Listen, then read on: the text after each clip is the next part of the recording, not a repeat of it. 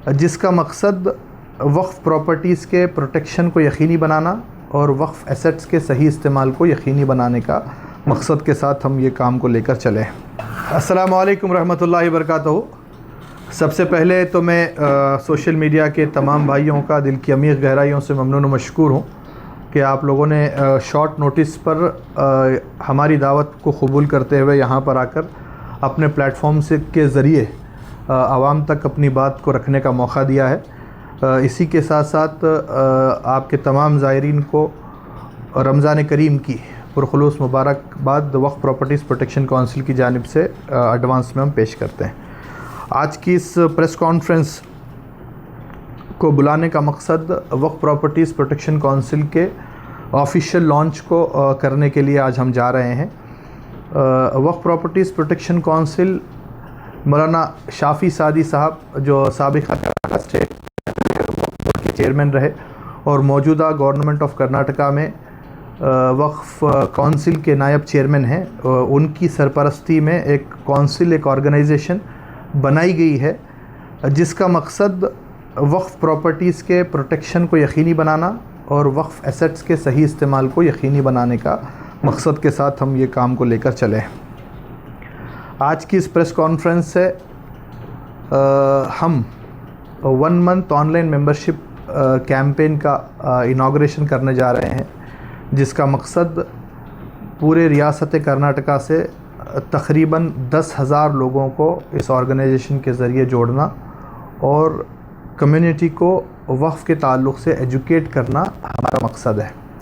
चूँकि आप लोग बेहतर जानते हैं कि मैंने पिछले 3 साल एज ए वक्फ़ चेयरमैन की हैसियत से काम किया है और वक्फ़ बोर्ड से जुड़कर काम करने पर ये 3 साल का मेरा जो एक्सपीरियंस रहा है वो ये रहा है कि अगर कम्युनिटी वक्फ़ बोर्ड को और वक्फ़ के एसेट्स को सही तरीक़े से अगर इस्तेमाल कर लेगी तो आज मुसलमानों को ना किसी लोन की ज़रूरत है या ना ही किसी इमदाद की ज़रूरत गवर्नमेंट से है। इसी को लेकर एक मकसद के तहत वक्फ़ प्रॉपर्टीज़ प्रोटेक्शन काउंसिल आगे बढ़ी है, जिसमें जो चैलेंजेस ये 3 साल में मुझे पेश आए, देखा ये गया कि वक्फ़ बोर्ड के लिए और वक्फ़ की प्रॉपर्टीज़ के लिए, वक्फ़ इंस्टीट्यूशन के सही इस्तेमाल के लिए, वक्फ़ के इनकम के सही इस्तेमाल के लिए काम करना बहुत से लोग चाहते हैं, लेकिन वक्फ़ एक्ट का सही नॉलेज नहीं रहने की वजह से उनकी एप्लीकेशंस कई सालों तक वक्फ़ बोर्ड के सामने पेंडिंग रहती हैं। ये बात हम लोग बेहतर जानते हैं कि रिसेंटली 2025 में नरेंद्र मोदी हुकूमत की जानिब से एक क़ानून वक्फ़ अमेंडमेंट एक्ट 2025 इम्प्लीमेंट हुआ, जिसको प्रोटेक्ट करने के लिए, जो एक्ट को प्रोटेक्ट करने के लिए आप लोग, हम लोग, तमाम लोग ज़मीनी सतह पर काम किए हैं, लोगों तक गए हैं, प्रोग्राम्स को ऑर्गेनाइज़ करने के लिए, वक्फ़ बचाओ तहरीक को चलाने के लिए। अफ़सोस की ये बात है कि जहाँ पर भी हम जाते थे, फॉर एग्ज़ाम्पल गुलबर्गा में वक्फ़ बचाओ के नाम से एक प्रोग्राम पीर बंगाली में मुनक़्क़द किया गया था, जिसके कैंपेन के लिए हम लोगों ने और गुलबर्गा के कई सियासी समाजी लोगों ने विलेजेस का विज़िट किया, ताल्लुक़ों का विज़िट किया, सिटीज़ का विज़िट किया, कम्युनिटी के बड़े बड़े लीडर्स से मुलाकात की। तो वहाँ पर सबसे पहला एक सवाल, हमारी बदकिस्मती ये है कि लोगों की तरफ से ये मिला कि वक्फ़ बोर्ड से आज तक मुसलमानों को हुआ क्या है। सबसे पहला सवाल हमसे ये किया गया कि मुसलमानों को वक्फ़ बोर्ड से क्या फ़ायदा हुआ है। यकीनन वक्फ़ की जानिब से जो बेनिफिट्स, जो प्रॉफिट्स कम्युनिटी को डायरेक्ट पहुंचने चाहिए थे, वो डायरेक्ट बेनिफिट्स पहुंचे नहीं हैं। यहाँ पर एक छोटा सा मैं आप लोगों के ज़रिए आवाम से ये बात बताना चाहता हूँ। हमने आज तक शिकवा किया है, शिकवे में और सवाल में बहुत ही बारीक सा फ़र्क होता है। हमने आज तक शिकवा किया है कि वक्फ़ बोर्ड ने किया क्या है, वक्फ़ बोर्ड की तरफ से मुसलमानों को फ़ायदा क्या हुआ है। जिस एक्ट में हमें सवाल पूछने की गुंजाइश है, जिस एक्ट में हमें सवाल करने का हक़ दिया गया है, जिस एक्ट में हमें लोगों को वक्फ़ के ज़िम्मेदारों से पूछने का हक़ दिया गया है, तो उस एक्ट का सही इस्तेमाल कर कर अगर हम सवाल पूछने वाले बन जाएंगे तो यकीनन 1 साल नहीं, 2 साल नहीं, 3 साल नहीं, 5 साल भी अगर लगने दीजिए तो एक एसेट्स को सही इस्तेमाल की तरफ लाने पर हम कामयाबी हासिल कर सकते हैं। वक्फ प्रॉपर्टीज़ प्रोटेक्शन काउंसिल का मेन मकसद ये है कि इस ऑर्गेनाइजेशन से, इस जमात से लोगों को जोड़ा जाए, लोगों को जोड़कर उन्हें वक्फ एक्ट के ताल्लुक़ से एजुकेट किया जाए। फॉर एग्ज़ाम्पल मैं आपको बताना चाहता हूँ, वक्फ बोर्ड का एक सर्कुलर 2013 का है। 2013 में कर्नाटका स्टेट बोर्ड ऑफ औकाफ ने एक सर्कुलर पास किया जिसके तहत ये कहा गया कि जिस भी इदारे की इनकम 5 लाख से ज़्यादा है, वो इदारा हर साल अपनी इनकम का 30% मुस्लिम कम्युनिटी के एजुकेशन के अंदर लगाएगा। इसके इम्प्लीमेंटेशन के लिए सवाल पूछने की ज़रूरत है। कई ऐसे वेलफेयर के स्कीम्स वक्फ बोर्ड की तरफ से हैं जो ज़मीनी सतह पर इम्प्लीमेंटेशन होने से कासिर हैं, उसके लिए सवाल पूछने की ज़रूरत है। यहाँ पर वक्फ के ख़िलाफ़ खड़े होकर काम करने की ज़रूरत नहीं है, बल्कि वक्फ को साथ लेकर, वक्फ के अहदेदारों के साथ लेकर काम करने की ज़रूरत है। इसीलिए आपके इस प्रेस कॉन्फ्रेंस के ज़रिए, आपके मीडिया चैनल्स के ज़रिए मैं अवामुन्नास से दिल की अमीर गहराइयों से ये अपील करता हूँ कि वक्फ प्रॉपर्टीज़ प्रोटेक्शन काउंसिल में आप लोग शमूलियत इख्तियार कीजिए। यहाँ पर चाहे आप किसी भी सियासी जमात से क्यों ना हो, चाहे आप किसी भी ऑर्गेनाइजेशन से क्यों ना हो, चाहे आप किसी भी तबक़े से क्यों ना हो, आप यहाँ पर अगर 1 घंटा या 2 घंटे का टाइम अगर हमें देंगे तो वक्फ प्रॉपर्टीज़ प्रोटेक्शन काउंसिल के ज़रिए एक अच्छा काम करने की कोशिश की जा सकती है। यहाँ पर ज्वाइन होने के लिए हमने ऑनलाइन मेंबरशिप की शुरुआत की है, जो डिटेल्स आपको मैं प्रेस रिलीज़ के ज़रिए भी मैं आपके चैनल्स को प्रोवाइड कराऊँगा। यहाँ पर हमने एक वेबसाइट को शुरू किया है www.wppc.org.in www.wppc.org.in। आप इस वेबसाइट पे अगर क्लिक करेंगे तो आपको वक्फ प्रॉपर्टीज़ प्रोटेक्शन काउंसिल का वेबसाइट आपको ओपन होगा। वहाँ पर अगर आप जाएंगे तो ज्वाइन अस में अगर आप क्लिक करेंगे तो छोटा सा एक मुख्तसर सा वहाँ पर फॉर्म खुलेगा जिसमें ज्वाइन होना किस लिए है, होने से क्या फ़ायदे हैं, उसकी डिटेल्स वहाँ पर मुख्तसर तौर पर 3 लैंग्वेजेस के अंदर लिखी गई है। आप उसको एक बार पढ़ लें। पढ़ने के साथ साथ उसमें सिर्फ 4 इन्फॉर्मेशंस आपसे पूछे गए हैं। वहाँ पे आपको आपका कोई भी KYC का इन्फॉर्मेशन नहीं देना है, आधार कार्ड का कोई हमारे को डॉक्यूमेंटेशन नहीं देना है, पैन कार्ड का कोई डॉक्यूमेंटेशन नहीं देना है। वहाँ पर सिर्फ आपको अपना नाम, आपका मोबाइल नंबर, अगर आपका ईमेल आईडी है तो ईमेल आईडी देना है, और आपका कौन सी सिटी से आप हैं उस सिटी का पिन कोड आप हमारे को देना है। वो अगर आप वहाँ पे सबमिट को क्लिक करेंगे तो आपका डिटेल्स हमारे डाटाबेस के अंदर जमा हो जाएगा। तो उसके बाद हम लोगों ने क्या प्लान किया है कि डिस्ट्रिक्ट लेवल पर रमज़ान के बाद लीगल कैंप्स नौजवानों के और मेंबर्स के रखे जाएं, जिसमें वक्फ एक्ट के तहत किस तरीके से काम करना है और वक्फ प्रॉपर्टीज़ के तहफ़्फ़ुज़ के लिए किस तरीके से काम करना है, कम्युनिटी को एजुकेट किया जाए। और अल्हम्दुलिल्लाह ये बताते हुए बड़ी खुशी महसूस कर रहा हूँ कि इस वक्फ प्रॉपर्टीज़ प्रोटेक्शन काउंसिल की हमारी टीम में अब तक तकरीबन 30 के करीब एडवोकेट्स ज्वाइन हुए हैं, जिनका डिटेल्स ऑलरेडी वेबसाइट पर हम लोगों ने अपलोड किया है। वो शाम तक इंशाल्लाह अपलोड हो जाएगा। जो डिस्ट्रिक्ट्स से लीगली हेल्प की ज़रूरत है, मुतवल्लियान रहने दीजिए, कोई कॉमन आदमी रहने दीजिए, फ्री ऑफ कॉस्ट इंशाल्लाह उनको लीगल मदद प्रोवाइड करने का काम वक्फ प्रॉपर्टीज़ प्रोटेक्शन काउंसिल करने जा रही है। ये एक जमात है जो वक्फ़ के तहफ़्फ़ुज़ के लिए, वक्फ़ की प्रॉपर्टीज़ के तहफ़्फ़ुज़ के लिए, उसके सही इस्तेमाल के लिए और वक्फ़ के एसेट्स को कम्युनिटी के बेनिफिट के लिए इस्तेमाल करने के लिए जो भी करना है उसको पॉजिटिवली करने की कोशिश के साथ आगे बढ़ी है। इसका कोई पॉलिटिकल मकसद नहीं है, ना ही इसके ज़रिए हम फ्यूचर में और प्रेजेंट में कोई गवर्नमेंट ग्रांट को पूछने की ख्वाहिश रखते हैं, ना ही किसी से सिंगल रुपीज़ डोनेशन या फिर किसी से कोई चैरिटी का हम लोगों ने मुतालबा किया है, ना हम फ्यूचर के अंदर इसका मुतालबा हम लोग करना चाहते हैं। ये एक ऐसी जमात, एक ऐसा ऑर्गेनाइजेशन बनाने की कोशिश है जो प्योरली वक्फ प्रॉपर्टीज़ के सही इस्तेमाल और तहफ़्फ़ुज़ के लिए काम करे। सर, ज़िले लेवल पे है, डिस्ट्रिक्ट पे है, स्टेट पे है, राष्ट्रीय स्तर पर है, किस तरीके से? कर्नाटका वक्फ प्रॉपर्टीज़ प्रोटेक्शन काउंसिल को आज के डेट में गुलबर्गा के साथ साथ दावणगेरा, बल्लारी, विजयनगर और बेंगलुरु, ये चारों जगहों पर भी प्रेस कॉन्फ्रेंस के ज़रिए इसके प्रेस रिलीज़ को दिया जा रहा है। और हमारा जो प्लान है, हमने एक टारगेट रखा है कि 10,000 मेंबर्स को ये रमज़ान के महीने में वक्फ प्रॉपर्टीज़ प्रोटेक्शन काउंसिल से ऑनलाइन मेंबरशिप के ज़रिए जोड़ना है। अब हम पकड़ के चले हैं कि 10,000 लोग अगर ज्वाइन भी होंगे तो उसमें 1,000 लोग ऐसे मिलेंगे जो जेन्युइनली काम करने का यहाँ पर मकसद रखते हैं। तो उसके बाद एक लाए अमल को इख्तियार करते हुए इसको एक मुनज़्ज़म तहरीक की शक्ल देने का इंशाअल्लाह काम कर्नाटका काउंसिल करेंगे। कहीं ना कहीं जो आवाम का सवाल है कि वक्फ बोर्ड से आज तक मुसलमानों के लिए कुछ काम नहीं हुआ, तो इस पर सवाल पहले भी होता है, अभी भी और आगे भी इंशाल्लाह होगा शायद, क्योंकि जो मुसलमानों को जिस तरीके से जो चीज़ पहुंचाने का काम वक्फ बोर्ड को करना चाहिए वो आज भी नहीं हो रहा। जैसे कि एजुकेशन हो या हेल्थ सेक्टर में हो या किसी भी जॉब सेक्टर में हो, मुसलमानों को आज तक भी जो है ना वक्फ बोर्ड की तरफ से कोई भी चीज़ प्रोवाइड नहीं की गई। तो जब मुसलमान जब सवाल करता है वक्फ बोर्ड से, तो वक्फ बोर्ड यही चीज़ कहती है कि हम इस पर कोशिश कर रहे हैं, तो कब तक कोशिश चलेगी? देखिए, ये अभी आपने जो सवाल किया, ये सवाल 1 साल पहले वक्फ बचाओ आंदोलन के वक्त भी हमें आवाम से सुनने को मिला था।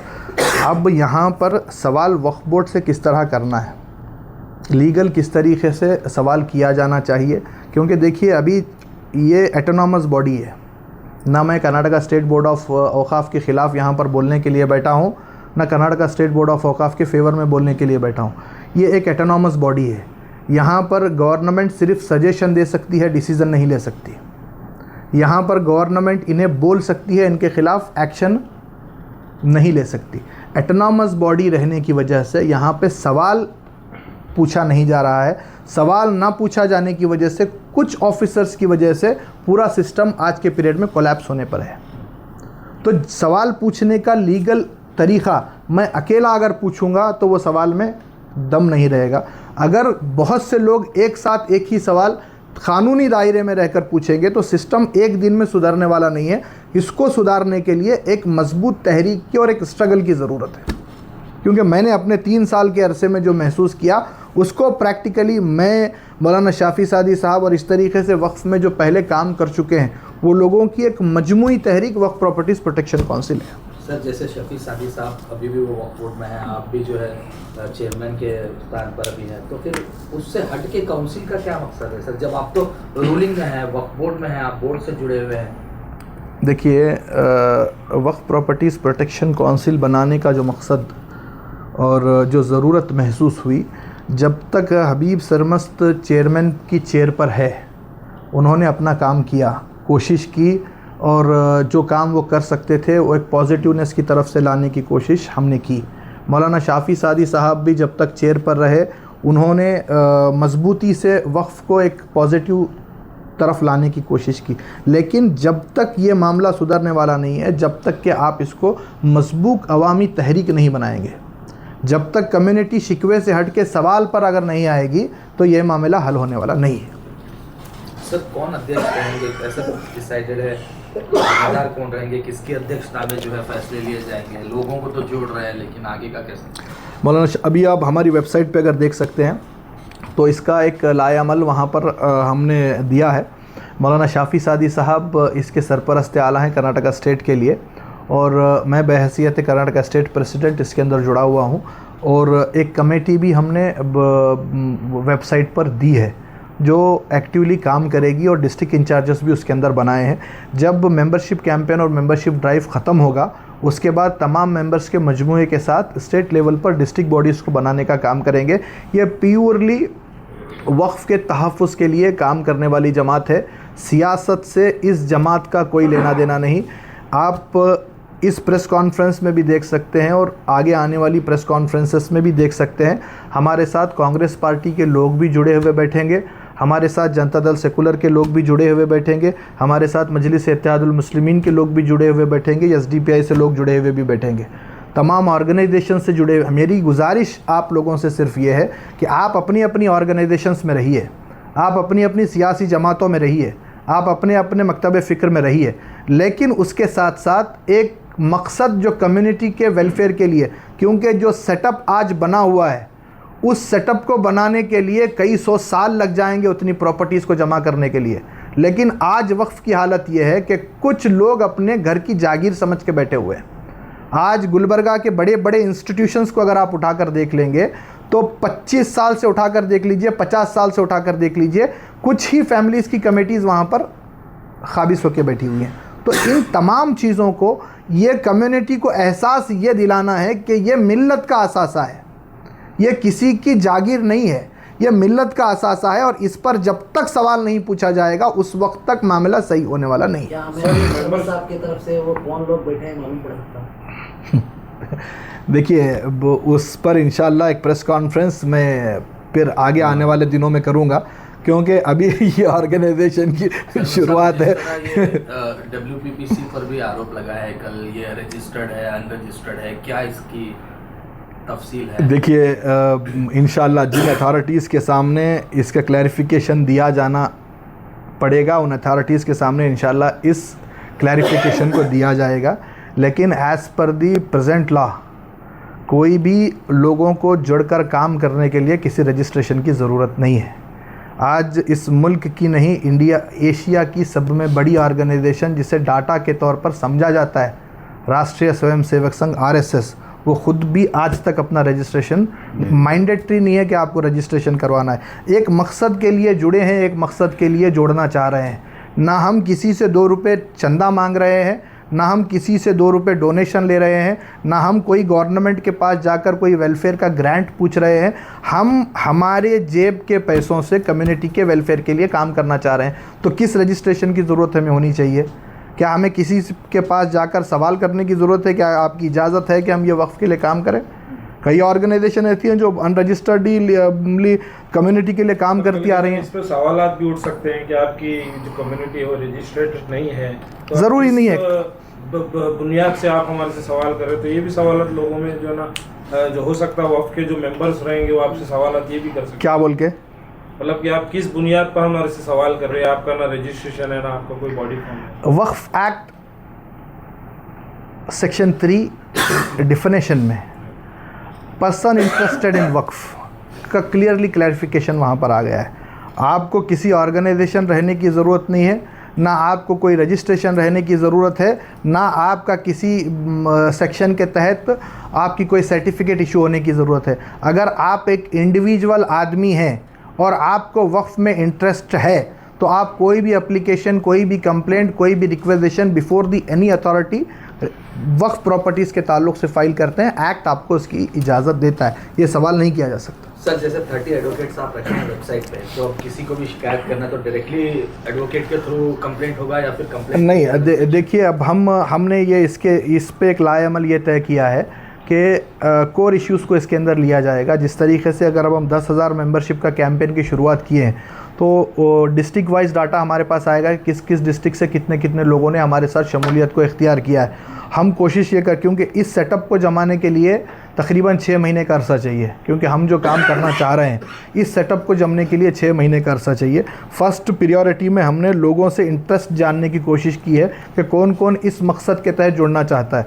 जो लोग जुड़ते हैं उनकी कैपेसिटी के हिसाब से उनको वो जिम्मेदारियां देकर एक टीम बनाने का हमारा इरादा है कि ऐसी टीम बनाई जाए जो कम्युनिटी के इश्यूज़ को लाकर हम तक पहुंचाए। हम तक मींस ये तमाम टीम तक। तो ये तमाम टीम लीगली तौर पर किस तरीके से कंप्लेंट्स को फाइल करना है, क्योंकि यहाँ पर एक बार अगर आप डायरेक्ट कंप्लेंट करेंगे तो यहाँ पर सुनवाई होने वाली नहीं है। इस कंप्लेंट को आपको बार बार रिमाइंडर करना पड़ेगा और एक मरतबा लोकायुक्ता और हाई कोर्ट के मैंडमस के साथ जब आगे बढ़कर एक कहीं ना कहीं एक मामले के अंदर स्ट्रिक्ट एक्शन होगा तो उसके बाद जाकर वहाँ पर आपकी तमाम एप्लीकेशंस को कंसिडर किया जाएगा। सर, क्या लगता है ये कम्युनिटी बनने के बाद कितना आवाम को इससे फ़ायदा होगा? इंशाल्लाह कोशिश ये किए हैं कि वक्फ प्रॉपर्टीज़ प्रोटेक्शन काउंसिल उन जमातों की तरह ना बने जो वक्फ प्रोटेक्शन के नाम पर एक ऑर्गेनाइजेशन बनकर कई सालों से बैठी हुई हैं बट उसका फ़ायदा कम्युनिटी तक नहीं पहुंचा।